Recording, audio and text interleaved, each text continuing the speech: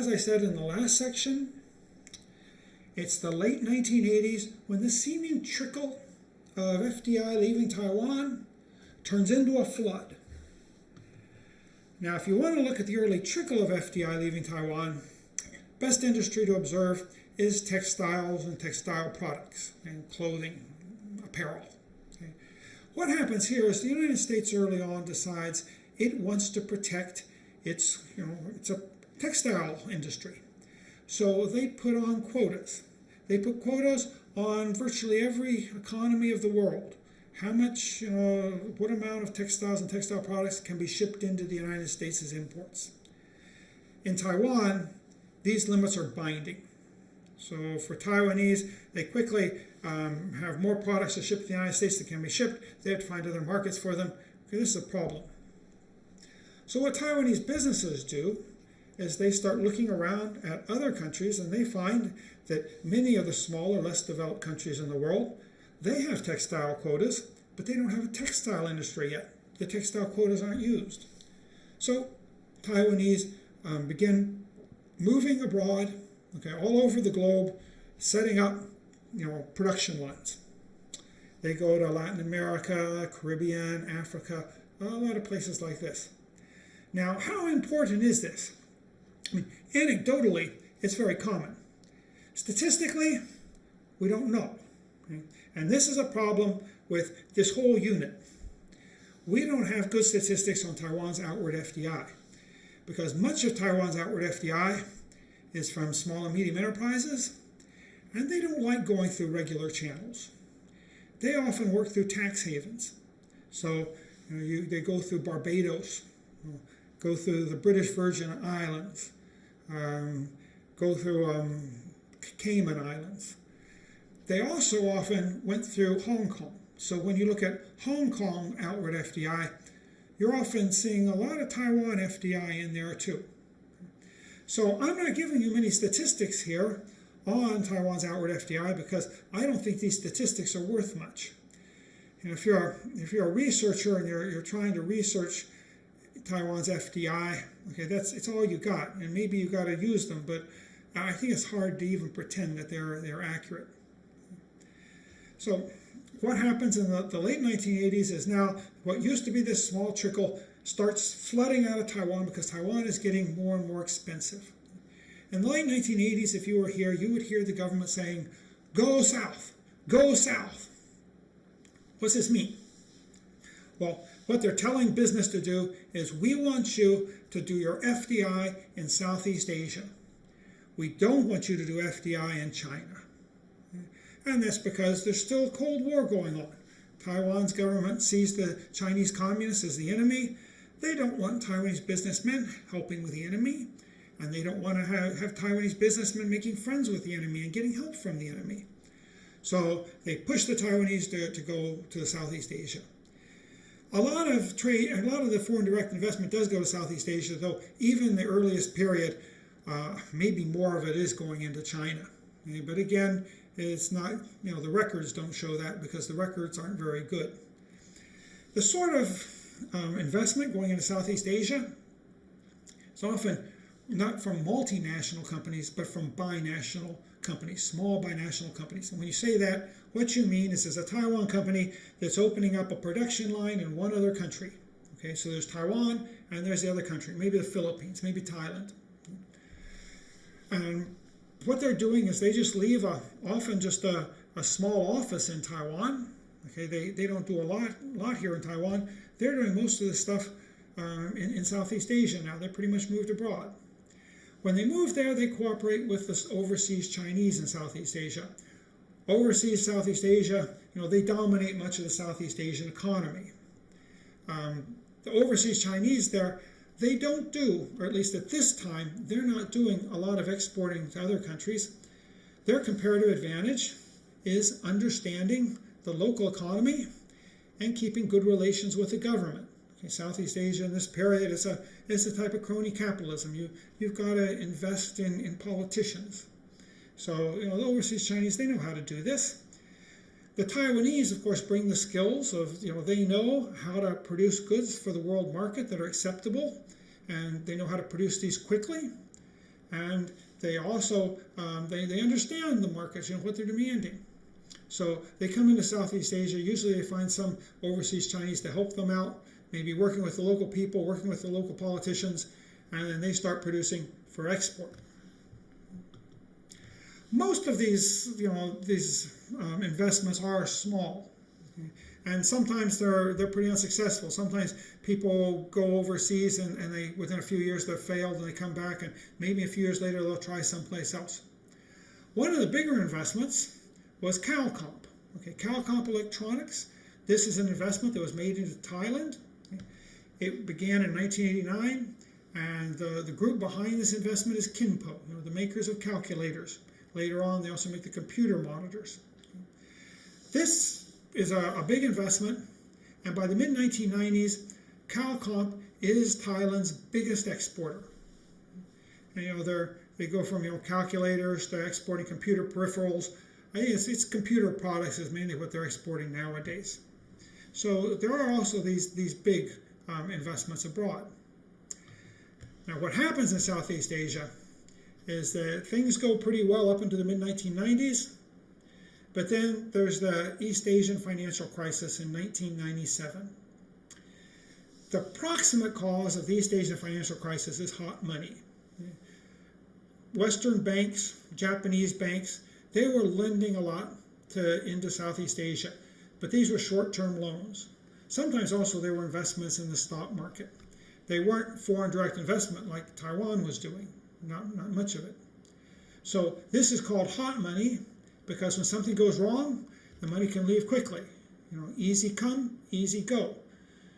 The good thing about FDI, if you're a country that wants investment, is that once they build a factory there, they can't take the factory and leave very easily. But the Western banks, the Japanese banks, and I think it was the Japanese banks that were first to go, they start taking the money out. These countries start losing their foreign exchange. People start to panic, and then everything just floods out of the economy. So the proximate cause of this hot money, I think, though, there is a more fundamental underlying cause, and that's the rise of China. A lot of investors, they came into Southeast Asia, and they said, oh, this is a nice place. We seem to be able to make some money here, but then China just keeps getting better and better and better as a place for investment. And so they kind of keep looking over, and they say, well, maybe China's even better than here. Maybe we should take some of our money out and start investing more in that place. So I think what happens is the investment in Southeast Asia was probably slowing down because of it was being sucked into China. And the people that were lending money, they noticed this, and they start thinking that maybe with this money leaving, this investment slowing down, maybe the stock market's not going to rise as much as we thought. Maybe real estate prices really aren't going to rise any further, and so they decide maybe they should start taking their money out, and that kind of sparks the flood. But this is a real blow to investment in Southeast Asia, and it's kind of a blow to Taiwan's FDI in Southeast Asia. Taiwan, though, has come back, and by the early 2000s, it's got a lot more investment in Southeast Asia. Now, though, most of the investment seems to be going to Vietnam, which wasn't a very big place for investment back when the boom started. Vietnam, if you look at their export statistics, you can see that over the last 20 years, they've just been growing faster than any other country in the world. I think it's just been the exports have been soaring. And a big reason for this is Taiwanese FDI into Vietnam. The Taiwanese are producing more and more things there. Sometimes what happens is the Taiwanese first invest in China, and then if it's successful, they bring their Chinese managers over to Vietnam, and they kind of have Taiwanese at the top, and then kind of Chinese middle management, and then they set up new production lines there in Vietnam. This here is a production line making shoes. It's one of Taiwan's biggest shoe manufacturers, producing shoes in Vietnam for export. So Vietnam's got to be a big exporter, and a lot of that's based on Taiwanese money coming in. So early on, you have this sort of investment. Now, what's going to become really important, though, for Taiwan, much more important than Southeast Asia, is China. And 3 dates to kind of look at here. In 1987, that's when Taiwanese were first allowed to visit China. and supposedly you're supposed to go to China to visit relatives. But of course, once you get into China, nobody really knows what you do there. So in 1987, you start seeing people leaving Taiwan, going to China. And among these people are people that have money and they're interested maybe in getting into business. 1989 is the Tiananmen Massacre. After the Tiananmen Massacre, a lot of Western and Japanese companies kind of pulled back. They didn't want to be associated with this government. The government was pretty desperate for investment to make up for this. And the Taiwanese, they're flexible enough. They were willing to come in and invest. Okay, so you get an investment boom kind of after the 1989. 1992 is when Taiwan finally allows investment into China. Okay, so everything before 1992 is technically illegal, but the regulations don't seem to have been enforced very well. Of these three dates, I think the most important is 1987. I think if you try to look at the FDI, you'll see that after that there's a big pickup in FDI. Okay. 1989, yes, there's some increase after that. 1992, the thing was that didn't affect small and medium enterprise much because they were investing anyway. And even after 1992, they probably weren't telling the government they were investing. They were doing it through other channels. But this probably makes a difference for some of the bigger Taiwanese companies. Okay, if you're a small and medium enterprise, you can get away with a lot of stuff. If you're one of these top 20 big manufacturers in Taiwan, maybe especially some of these big computer and semiconductor companies, the government's going to know if you're investing in China. Okay, so this kind of opens up the door to the larger scale investment. Okay, but that takes a while to really start going into China. The Chinese start opening up SEZs, special economic zones, to attract investment, and they particularly open up one that's supposed to attract the Taiwanese in Xiamen, across the strait from Taiwan. Okay. Xiamen seems like a good place because the people there speak Minanyu, okay, and that's basically like Taiwanese. I mean, there's some differences in vocabulary, but they're mutually understandable dialects. So that seems good, and it's close to Taiwan. Taiwanese business does go in there at first, and even before, I think even before 1989, 1987, okay, you start seeing more and more Taiwanese companies, and a big part of the investment flowing into that area is from Taiwan. But this dies down pretty quickly, okay? And Taiwanese find better places to invest. Actually, in the 1990s, the Xiamen local leader is found to be very corrupt, and he's cashiered, and it kind of hurts. It kind of throws back the whole Xiamen economy. So it's not one of the booming economies you might expect it to be anymore. But the problem was for the Taiwanese. I mean, one of the big problems is that even though Xiamen is close to Taiwan, there's no direct links at this time. So it's not a convenient place for Taiwanese to go. They would rather be close to some place like Hong Kong, where there's a lot of flights between Taiwan and Hong Kong. There were no flights between Taiwan and Xiamen. Okay, these special economic zones are set up for foreign investors. They offer things like tax holidays. So there's going to be, for the first maybe 5 years or so, you don't have to pay any taxes. Of course, in the first few years, you often don't make much money, so maybe that's not quite so important as sometimes it's thought to be. Little red tape. Okay, there's a lot of regulations. They say we're not going to enforce these here. Okay. Also, there's advantages moving goods in and out of the country if you're going through an SEZ.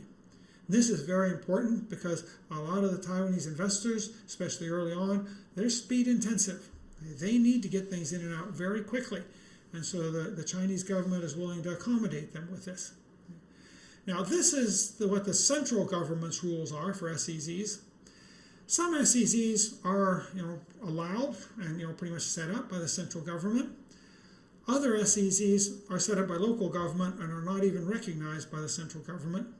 But in general, almost all the SEZs are run locally. Okay, so the most important thing maybe is not the exact regulations on the books that say what you can and cannot do in an SEZ. The most important thing is how well you can get along with the local officials and what they're going to allow. Okay? So you have to give gifts to the local officials. Again, there's going to be some crony capitalism involved here. You're going to invest in the local officials, and they're going to give you leeway. Maybe they'll give you a lot more leeway than the central government will give you. Okay. So if we look at what's happening here, we see that Taiwanese, we don't know exactly how much capital moves over every year, but we know that a lot of these Chinese small and medium enterprise networks start moving across the strait into China. Sometimes the movement is very fast because the networks often try to move together. Okay?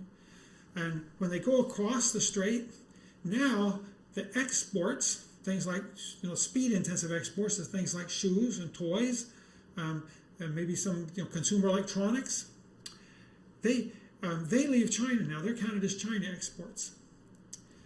What comes from Taiwan is often more the intermediate, components. Okay? These components, maybe more sophisticated components, are made in Taiwan. They're shipped over to China, where they're assembled and shipped out. And so if you look at Taiwan's trade with China, this is a percentage of Taiwan's GDP, you can see that exports are much greater than imports. There's not a lot of, there are some Chinese products consumed here in Taiwan. Okay, China is a significant, it's a significant source of Taiwan imports, but exports are much more important. Okay, and that's exports that really are going through China. Okay, they're components that go into China to be assembled and then shipped back out, maybe to the West, okay, to other countries. So these are the intermediate goods. Okay. They go across, and then you have the Chinese production lines. They put the goods together, and everything is shipped out. Now, one reason maybe this is done is because there still is not very good property rights in China. It's kind of a crony capitalist system. You got to be in good with the officials, and if you kind of lose the officials' goodwill, your factory can get into trouble really quickly. Now, some people have wondered, how do you dare do so much investment in China if the property rights are really so weak? And here is where Taiwan has the advantage, because they were mainly investing in more speed-intensive production. As I said, speed-intensive production, it doesn't use lots of fixed capital. It mainly uses, the variable capital. It mainly uses labor, often female labor. So it's easier to just pick up and leave. Okay? There's not a lot of stuff there to be held hostage. Now, that's gradually changing. So nowadays, I think the production lines are getting more mechanized, and maybe having to leave a production line behind would be pretty costly nowadays. But particularly in the early period, it was much, much easier just to move out if you got into trouble. What happens, though, with his property rights is that in China, what they were playing is kind of what we economists would call a repeated game. Okay, as far as the Chinese local government is concerned, they're trying to attract business. If you attract the business in, and then you're very nice to the business, you give them everything they want, that's going to draw another business in. And then you're nice to that business, you'll get a third business. So what's protecting the property rights isn't any sort of law. It's the idea that as long as the company doesn't give you problems and lets you do what you want and allows you to have that property, then it's going to get more and more investment, and the officials there are going to have better and better economies, and that's going to be good for them in their profession and also good for them maybe in other ways. Okay. One problem with this, though, is if you ever get toward the end of a repeated game, okay, things tend to fall apart. Okay. If it ever comes down to the situation where local governments start deciding that there's not going to be any more FDI coming into my locality, and that some of the stuff here might be leaving soon, okay, then they might start grabbing, and things might get really messy. But we'll have to see if that becomes a problem. In the last few years, investment has fallen quite a bit, and it's possible that Taiwanese could start running into problems in China now. Okay, Xiamen, that's in blue here. That's the original, special economic zone that the Chinese government hoped to attract the Taiwanese to. They thought that maybe that area around, around the southern part of Fujian would become kind of a new, a new economy that would kind of combine with Taiwan. Okay. That doesn't work out at all. Okay, the Taiwanese, they're often going through Hong Kong. That's where the flights are that get them into China. So, like the Hong Kong people, they tended to go to the southern SEZs near Hong Kong and Macau. Okay, Shenzhen and Dongguan. Okay, and nowadays you probably hear more about Dongguan. Okay, Dongguan is more closer to Alman, Macau over there. But this tends to be the place early on that draws most of the Taiwanese businesses. Shenzhen is more toward Hong Kong. Dongguan kind of on the other side there, closer to Macau. Okay. Now, later on, when we start talking about computers, okay, the computer industry is up a little further north. Okay, it's close to Shanghai in the Suzhou area. Okay, so that's now also an extremely important place for Taiwanese investment. It's now probably the most important place for Taiwanese investment, and Dongguan, Shenzhen, they're probably just secondary now. The small and medium enterprise, they set up these enclave economies in China. In 1987, there was like one shoe company, first moves into China. By 1990, 3 years later, 400 shoe companies have moved to China.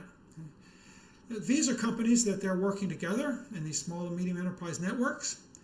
They don't really do much with the Chinese companies. They might buy simple things, if they need to box their shoes, they may use these boxes. Gradually, maybe the Chinese are working their way into these networks, but Taiwanese still tend to want to work mostly among themselves. And so what they do is they're setting up enclaves. They might almost be considered kind of neo-imperial enclaves. There's not much local linkage, though. I say this local linkage, I think it is growing somewhat over the last 10, 15 years. By 2005, I say here 2/3 of FDI may go to China, maybe more. Okay, probably though 2/3 is a reasonable estimate. So China is drawing in most of Taiwan's outward FDI, and that's because the Chinese government is very good to these investors, and of course, the culture and the language is more similar. This is just a picture of Dongguan. Dongguan begins basically just as a village. Okay, there's not much there at all. Okay, now it's become a huge city. Same thing with Shenzhen. Okay, these places are based on investment, largely from Hong Kong and Taiwan. They have become huge economic centers in the world economy.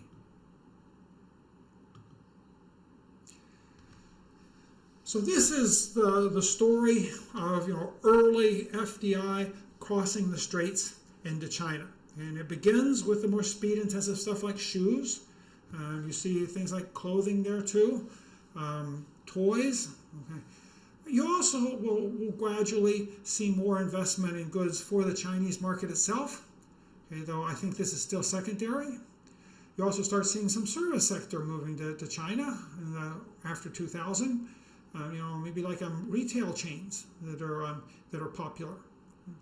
But still, the most important use of China for Taiwan is as a production base. They send their intermediate goods over there to get them assembled so they can send this out to the rest of the world.